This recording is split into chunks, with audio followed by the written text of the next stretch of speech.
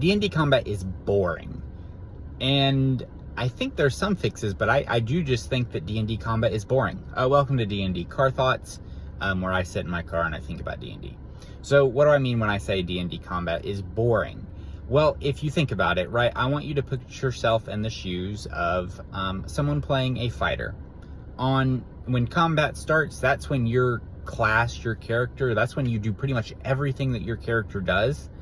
And you take your turn, you do movement, action, maybe a bonus action, depending on what kind of fighter you are, or if you need a second wind, and then you end your turn. And then however many people at the table go and however many monsters there are go, and you just sit there and you just watch. You know, you may pay attention, you may not, you may have a reaction that you sometimes need to think about, but I think D&D combat's boring because it requires zero thinking outside of your turn. And what are we going to do about that? I don't know. This is a D&D car thought, not a D&D car solution.